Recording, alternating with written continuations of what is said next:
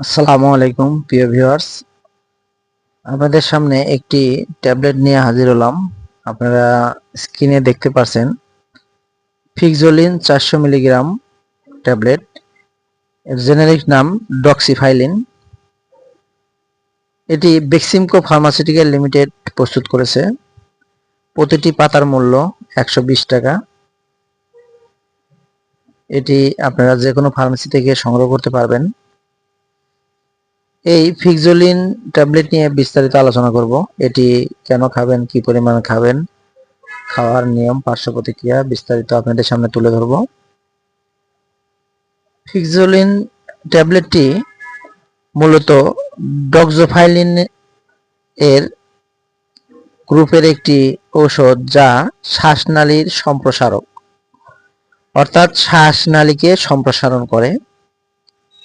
গঠনগত দিক দিয়ে এটি 7 নম্বর পজিশনে ডাইঅক্সিডেন্ট গ্রুপ থাকায় কারণে এটি থিওফাইলিন থেকে আলাদা এবং নির্দিষ্টভাবে এটি শ্বাসনালীর মসৃণ মাংসপেশির প্রসার ঘটায় বা শ্বাসনালীর মাংসপেশির প্রসারণ ঘটায়। এটি যাদের অ্যাজমাজনিত শ্বাসকষ্ট রয়েছে, অর্থাৎ অ্যাজমাতে যাদের নিঃশ্বাস নিতে কষ্ট হয়, তারা এই ফিক্সোলিন 400 সেবন করতে পারবে। এছাড়া ব্রঙ্কোপাজম, ক্রনিক অবস্ট্রাকটিভ ডিজিজ এবং ব্রঙ্কিয়াল ও ফুসফুসের রোগে যাদের সমস্যা রয়েছে, তারা এই ডক্সোফাইলিন গ্রুপের ঔষধ ফিক্সোলিন 400 ট্যাবলেটটি সেবন করতে পারবে। অর্থাৎ যাদের নিঃশ্বাস নিতে কষ্ট হয়, শ্বাসনালী যাদের চেপে গেছে, সামান্য ঠান্ডাতেই যাদের নিঃশ্বাস নিতে কষ্ট হয়, দম বন্ধ হয়ে যায় এবং চরম পর্যায়ে পৌঁছায়, তারা এই ফিক্সোলিন 400 mg ট্যাবলেটটি সেবন করতে পারবে।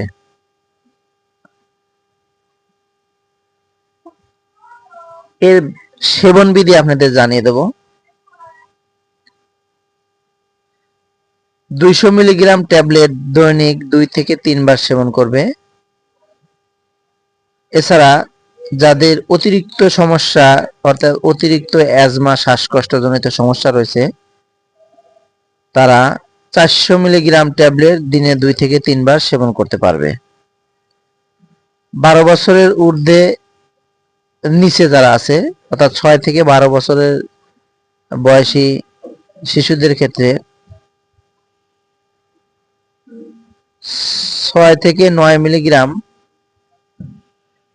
দৈহিক ওজন হিসাবে দৈনিক 2 বার সেবন করতে পারবে।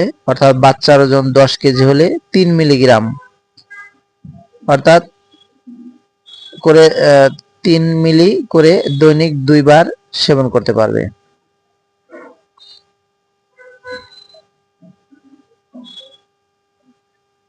এই ফিক্সোলিন ট্যাবলেটের পার্শ্ব প্রতিক্রিয়ার ক্ষেত্রে রয়েছে বমি বমি ভাবের সম্ভাবনা রয়েছে, মাথা ব্যথার সম্ভাবনা রয়েছে, খিটখিটে স্বভাবের সম্ভাবনা রয়েছে, অনিদ্রা সমস্যা রয়েছে।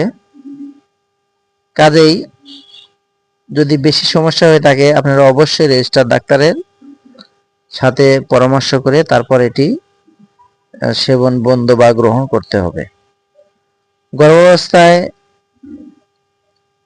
এটি সেবনের ক্ষেত্রে অবশ্যই রেজিস্টার ডাক্তারের পরামর্শ অনুযায়ী সেবন করতে হবে।